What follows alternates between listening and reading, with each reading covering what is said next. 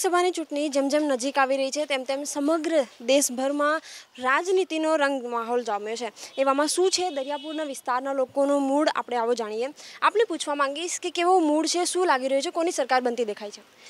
સરકાર તો કોંગ્રેસની જ બનતી દેખાય છે, કારણ કે જે 5 વર્ષના જૂઠાણા ચાલ્યા છે તેમાં મહિલાઓ, એક મહિલા તરીકે હું કહી શકું કે મહિલાઓ બહુ તકલીફમાં છે। ગેસના રાંધણના બાટલાના ભાવ જોઈ લઈએ કે શાકભાજીના ભાવ જોઈ લઈએ કે કઠોળના ભાવ જોઈ લઈએ, તે પણ ખૂબ જ વધી ગયા છે। વચનો આપેલા કે આ બધું મોંઘવારી કંટ્રોલમાં લાવીશું, પણ મોંઘવારી કોઈ કંટ્રોલમાં આવી નથી।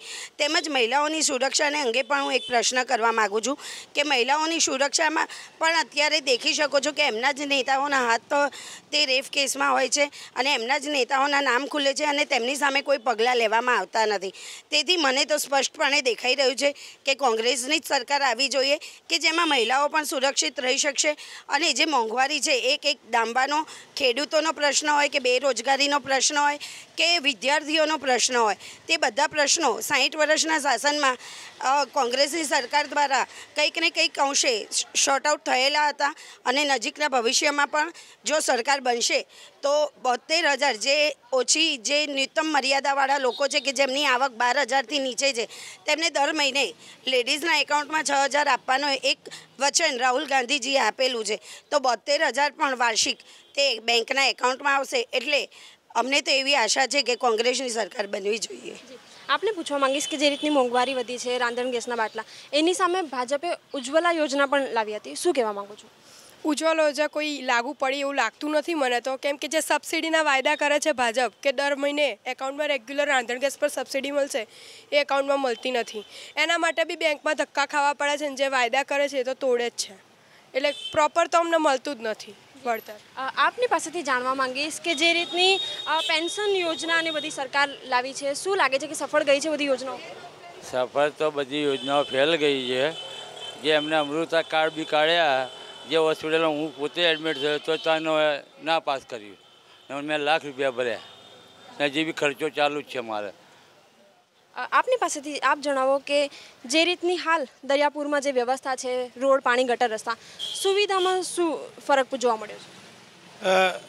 એ તો ચોપડે જ બતાવે છે કે બધું સાફસૂફ છે ને બધું છે, પણ હકીકતમાં તો કશું છે જ નહીં। જે સ્વચ્છતાને લઈને જો ગુજરાતનો 6થો ક્રમ આવ્યો છે, શું લાગે છે 6થો ક્રમ આવ્યો બરાબર છે?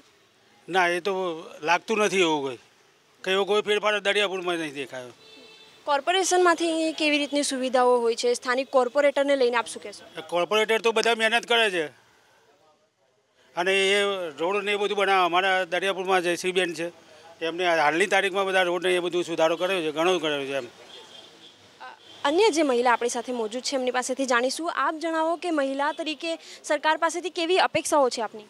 મહિલા સાથે એવી અપેક્ષા છે કે અમે આટલી બધી મોંઘવારીમાં અમે જે મહિલા અત્યારે સહન કરી રહ્યા છે, અત્યારે શાકભાજીના ભાવ વધારે છે, વધતા રાંધણ ગેસમાં પણ એટલો બધો ભાવ વધારો છે, એટલે અમને બહુ પરવડતું નથી, આમાં બહુ મોંઘવારી અમને નડી રહી છે। જે સબસિડી મળે છે એને લઈને શું કહેશો? સબસિડી તો અમારા ખાતામાં આવે ના આવે એવી રીતે થાય છે। સરકારે, ભાજપ સરકારે જે સબસિડી નક્કી કરી છે બાટલામાં, એ બાટલાના સબસિડી બહુ અમારા ખાતામાં આવે ના આવે એવી તરજ હોય છે। આપ જણાવો કે રોજગારીના મુદ્દે જે સુવિધાઓ લાવવામાં આવી ને જે વાયદાઓ કરવામાં આવ્યા એને લઈને આપનો શું મત છે? વાયદાઓ તો તેમના બધા ખોટા જ છે, જુમલાબાજીની સરકાર છે। અને રોજગારી માટે તો તમે જે તો નવયુવાનો કેટલી આત્મહત્યા કરે છે, ખેડૂતો આત્મહત્યા કરે છે, અને રોજગારીનો પ્રશ્ન તો જે નોકરીઓ હતી એ પણ નહીં મળતી આ લોકોને, તો રોજગારી માટે તો સરકાર પૂરી ફેલ જ છે, તે નાપાસ જ થયેલી આ સરકાર। તો કોઈને રોજગારી નહીં, ખાલી ચોપડે મોટા હોય છે, ચોપડે બી તમે જોવા છો સૌથી વધુ રોજગારી ગુજરાતની અંદર છે, બેરોજગારી, તો કોઈ રોજગારી જ નથી મળતી આની અંદર, સરકાર આની અંદર પૂરી ફેલ છે। આપને પૂછવા માંગીશ કે જે રીતની સરકારે હાલ છેલ્લા 5 વર્ષમાં કામગીરી કરી છે, શું લાગે છે એનાથી? સરકારે મારા મત મુજબ કે ભારતમાં અત્યાર સુધી જેટલી બી સરકારો આવી, જે બી વડાપ્રધાન આવ્યા, એમને જે બોલ્યા અને પ્રજાને જે વચન આપ્યા એવું મને દેખાય છે। કોઈ બી પાર્ટીની સરકાર આવી 50%, 60%, 70%, 80% સુધી પ્રશ્ન પ્રજાના સોલ્વ કર્યા છે। પહેલી વાર 70 વર્ષના ઇતિહાસમાં ભારતની અંદર પહેલી એવી સરકાર આવી છે કે જેને જે વચન આપ્યા એના વિરુદ્ધમાં કામ કર્યું છે। આ સરકારે વચન આપ્યું હતું આ દેશના યુવાનોને કે 2 કરોડ રોજગાર આપીશ, એની જગ્યાએ 1.5 કરોડ રોજગાર દર વર્ષે આને છીનવી લીધા। આ સરકારે વચન આપ્યું હતું કે આ દેશમાં મહિલાઓને સુરક્ષા આપીશું, આજે આ દેશમાં મહિલાઓને કોઈ સુરક્ષા નથી ને મહિલાઓનું કંઈ સ્થાન નથી।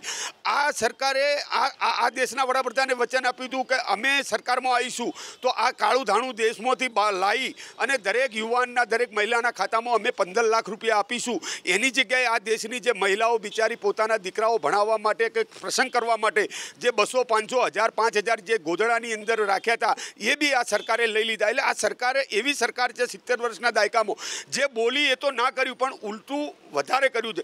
જે આ સરકારે કીધું કે આ દેશમાં અમે ખેડૂતોને સામાન લાવીશું અને જે ખેડૂતોનો જે દામ છે એ 50% વધારીશું. એની જગ્યાએ આજે પરિસ્થિતિ એવી હતી કે એ 50% કરે. એટલે મને 100% વિશ્વાસ છે કે આ દેશમાં કોંગ્રેસની સરકાર બનશે, યુપીએની સરકાર બનશે અને આ જૂઠી સરકારને લોકો આપની પાસેથી આપ જણાવો કે જે 26 સાંસદની વાયદાઓ કરવામાં આવી રહ્યા છે, શું લાગે છે કે 26 સાંસદો ભાજપ લઈ જશે ખરા?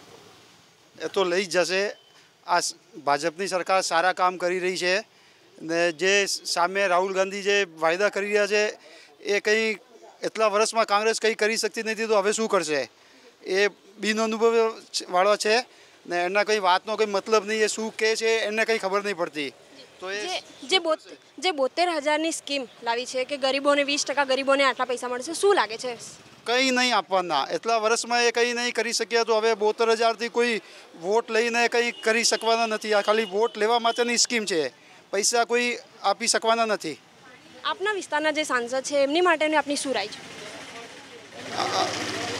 એ ઠીક છે, કામ બરાબર કરે છે, ક્યારેક આવે છે જો દેખાય છે. આપની પાસેથી જાણવા માંગીશ કે આપના વિસ્તારના જે સાંસદ છે એમની પાસેથી કેવી અપેક્ષાઓ હતી છેલ્લા 5 વર્ષમાં અને શું સ્થિતિ છે? છેલ્લા 5 વર્ષમાં હું દરિયાપુરની સ્થાનિક છું. અમે બધા દરિયાપુરના સ્થાનિક છે. 5 વર્ષમાં અમે કદી કિરીટભાઈ સોલંકીને અહીંયા જોયા નથી અમારા સાંસદ તરીકે.